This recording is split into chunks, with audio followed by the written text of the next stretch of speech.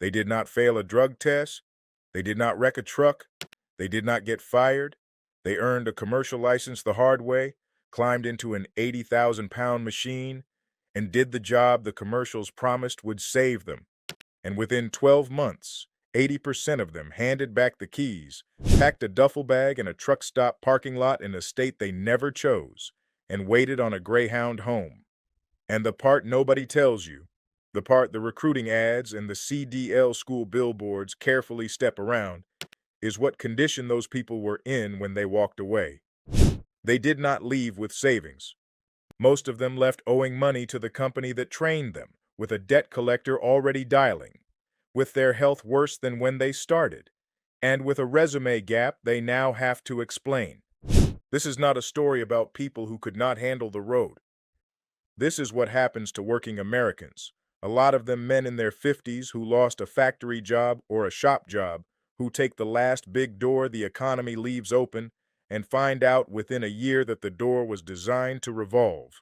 Around 300,000 new commercial driver's licenses are issued in this country every year. Turnover at the big truckload carriers has run near 90% for decades. The industry calls it a driver shortage. It is not a shortage.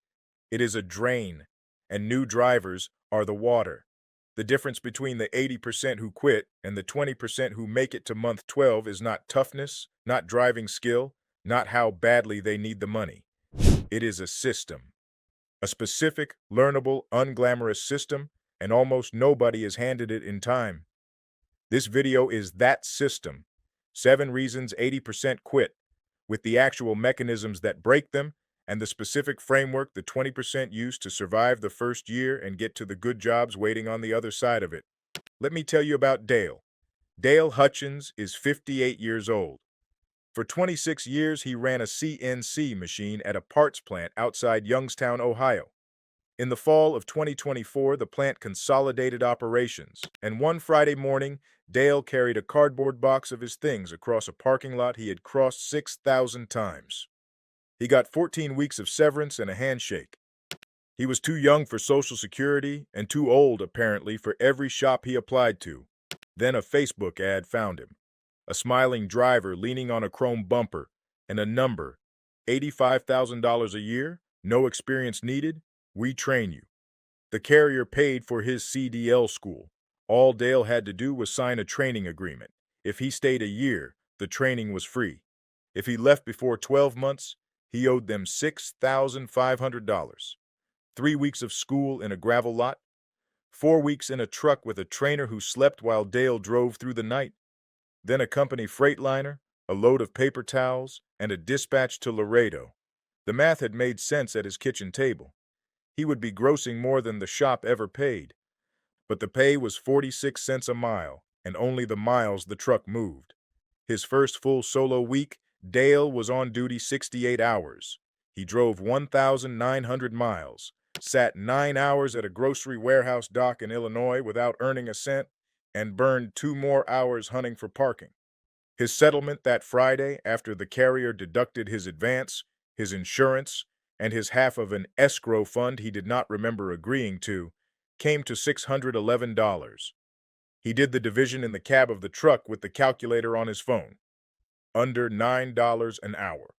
5 months later, on a February night at a Love's in Nebraska, with the reefer unit next to him screaming till dawn and his third missed call from his wife glowing on the dash, Dale sat in the bunk and said the sentence out loud that he would later repeat to a driver counselor.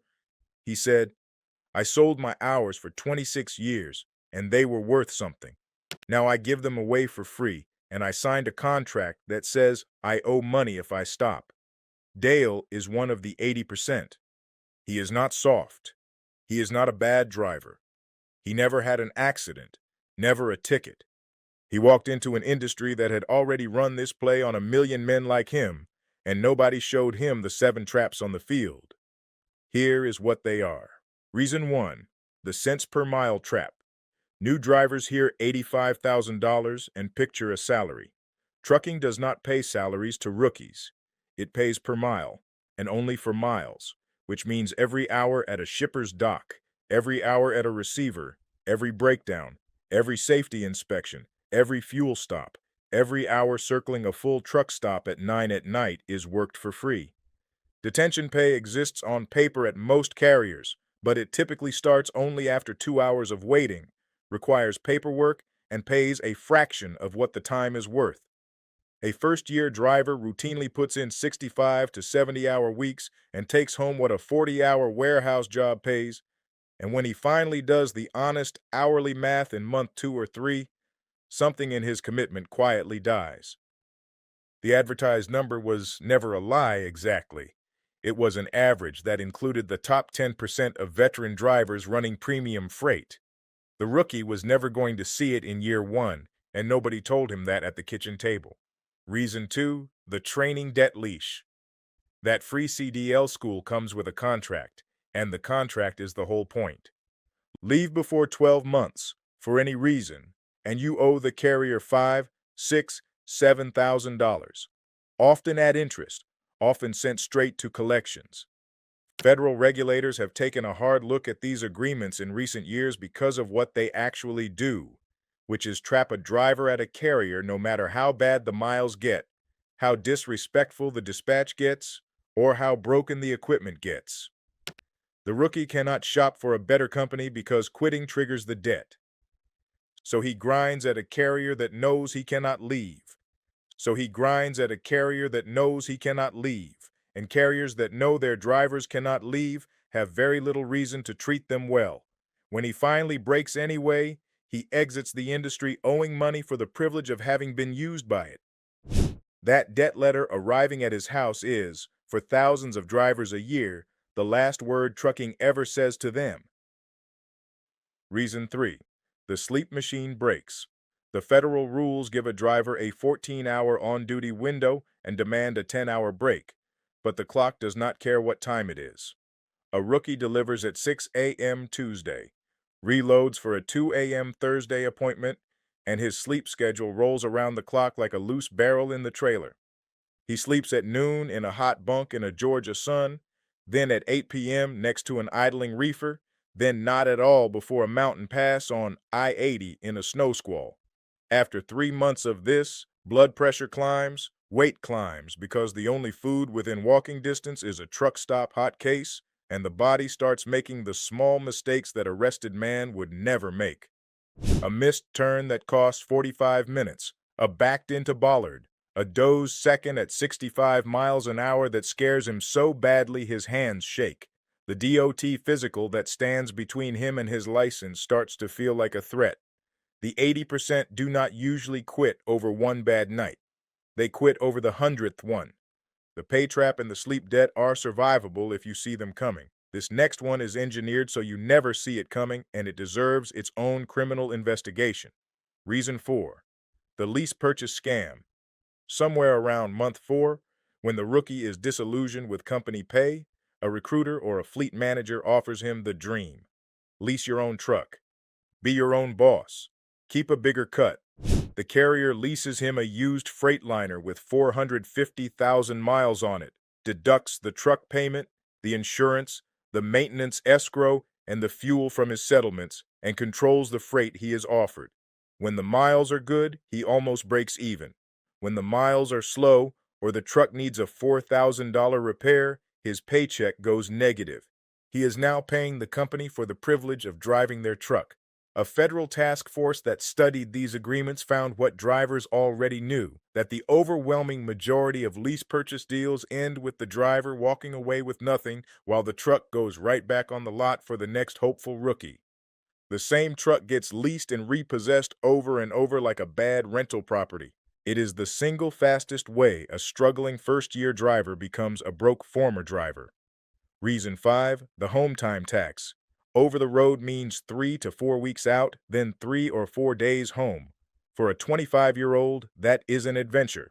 For a 55-year-old man with a wife of 30 years, grandkids growing an inch every time he sees them, and a father in a care facility, it is a slow amputation. The marriage does the miles too. She handles every burst pipe, every school pickup, every emergency alone, and phone calls from a parking lot in Amarillo do not fill a house. Drivers in their first year consistently report that the loneliness surprised them more than anything about the actual driving. The cab is quiet in a way that gets loud. A significant share of the 80% do not quit trucking at all, really. They quit the absence, and trucking was just where the absence lived. The home time tax at least announces itself before you sign. These last two never do. They grind quietly, night after night, and they are the ones that finish off the men who survived everything else. Reason 6. The parking war. There is roughly one truck parking space in America for every 11 trucks that need one every night. That single statistic drives more daily misery than any other in this industry. A rookie's clock runs down at 6 p.m., but every space at every truck stop within 50 miles filled up at 4. So he either shuts down 2 hours early and eats the lost miles, which is lost pay, or he parks on a highway ramp and risks a fine, a knock on the door, or worse. Veteran drivers know which receivers let you stay overnight, which Walmarts still allow trucks, which side streets are safe in which cities. The rookie knows none of it, so he burns his clock, his fuel, and his nerves fighting a nightly battle for a rectangle of asphalt 350 nights a year. The cumulative stress of winning the parking war every single evening is its own injury. Reason 7. The mental compression of thinking about everything, always. In a shop job, a man clocks in, does skilled work, and clocks out, and the building handles the rest. In a truck, everything is his problem, all at once, continuously.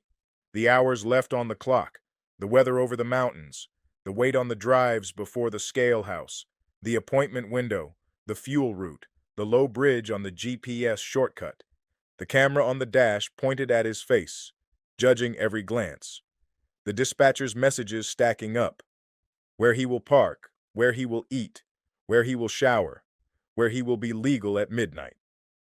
The logistics part of the brain runs a strategy game for 14 hours a day with an 80,000-pound penalty for losing. When the 80% try to explain why they quit, they usually just say they got tired. What they mean is that the part of the mind that plans finally ran out of fuel, and no paycheck on offer was worth refilling it. Those 7 things are why 80% walk away. Now let me say what the channels taking sponsorship money from carriers and CDL schools will not say. The recruiting ecosystem is not going to warn you about any of this. The schools get paid when you enroll, not when you succeed. The mega carriers have built a business model where a constant river of cheap trainee labor hauls freight at rates a veteran would refuse, and the 90% turnover is not a bug in that model. It is the model. The industry cries driver shortage to Congress while running a hiring machine that burns through 250,000 new drivers a year. Nobody is short of drivers. This country is short of trucking jobs worth staying in. Stop here for a second. If you are within 30 days of signing with a CDL school or a carrier, this is the most important thing in this entire video. You can survive the first year if you go in with a system. You cannot survive it going in with the ad. The ad is what kills the 80%. The system is what carries the 20% to month 12. And month 12 is where trucking finally starts paying. Here is what the 20% know. First, they never sign a lease purchase in year 1. No matter what numbers the recruiter draws on the whiteboard. Not ever. They stay a company driver until they understand freight rates, maintenance costs, and fuel the way an owner does, which takes years, not months. The lease purchase pitch is aimed precisely at the frustrated month 4 rookie, and the 20% recognize the trap because they were told it was coming. Second, they pick the carrier by the pay structure, not the advertisement. Before orientation, they ask 3 questions and get the answers in writing. When does detention pay start, and what does it pay? Is there a guaranteed weekly minimum?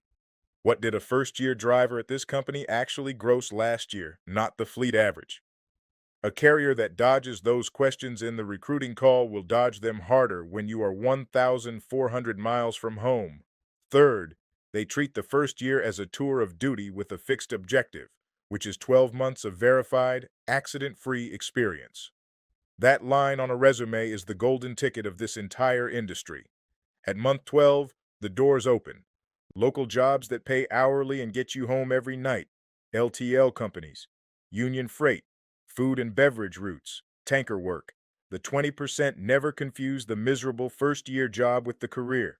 The first year is the toll booth, and they keep their eyes on the road past it. Fourth, $2,000 sits in an account before the first day of school, and it does not get touched. Not for a slow week, not for Christmas, only for the emergency that would otherwise end everything. And they never take company cash advances against future settlements, because the advance is a leash braided from your own money. Dale took advances in month 2, and by month 5 his paychecks were part his and part the company's, and he could no longer tell which. Fifth, they protect the body like it is the truck, because it is. A 12-volt fridge and a cooler in the first week stocked at a real grocery store, so the truck stop hot case stops being dinner. A walked lap of the parking lot at every fuel stop. Earplugs and a sleep mask, treated like safety equipment. If the DOT doctor prescribes a CPAP machine, it gets used every night, because that physical is the license and the license is the paycheck. The 80% treat their health as the thing they will fix after the hard part. The 20% know the health is the hard part. Sixth, they find one mentor, a real veteran, and ignore the forums. One retired or senior driver, one phone call a week. That one man will tell them which carriers actually paid detention, which receivers let you park overnight, which lease deal to run from, and that the terrible week they just had is normal and survivable. The forums are full of the angriest voices in the industry. The mentor is a map. The 20% drive with a map. Seventh, they build the exit before they need it. Hazmat, tanker, and doubles endorsements in the first 6 months because each one is a cheap test that raises their price. And from day 1, they can name the specific month 12 job they are driving toward. The food distributor 20 minutes from the house, the LTL terminal on the east side of town, and exactly what that employer requires. The 80% drive away from something, a layoff, a bill, a closing plant. The 20% drive towards something, and it holds them up through February. Dale had none of this. No mentor, no fund, advances against his own pay, and a training contract he did not fully read at a kitchen table where the only other option was nothing. He quit in month 8. The $6,500 letter came 11 days later. It took him over a year of part-time work to clear it, and he will tell you the debt hurt less than the feeling of having been played. Here is the bigger picture, the part nobody in the recruiting videos says out loud. The fact that 80% of new drivers are gone in a year is not a story about weak men. It is evidence. It is 250,000 working Americans a year, a lot of them men who spent decades holding up their end, who were promised that if the plant closed, there was still one honest door left, and who walked through it into a machine engineered to extract a year of cheap labor and spit them out owing money. The 80% are exactly what that machine was built to produce. The same machine that sells a 24-year-old an adventure sells a 58-year-old machinist his last chance, and it prices both of them in cents per mile. Dale is doing all right now, and this part he wants people to hear. Last spring, with his debt cleared and his 12 months of experience still short by 4, a neighbor who runs local for a beverage distributor walked him through a second, smarter run at it. Dale went back, finished his year at a small regional carrier with guaranteed minimum pay, and today he drives a day cab route out of Youngstown, home every night, grandkids on Sundays. He will tell anyone who asks that trucking almost broke him and then paid him in that order, and that the only difference between the two runs was that the second time, somebody handed him the operating manual first. That is what this video was. One question, and I want honest answers in the comments. If you are within 90 days of CDL school, do you have the carrier's detention policy in writing, the $2,000 fund untouched, and the name of the month 12 job you are driving toward? If the answer is no, the first year you are about to enter was not built for you to finish it. The 20% built their system before orientation. The 80% thought they would figure it out on the road. The road had other plans. Tell me where you stand. I read every comment.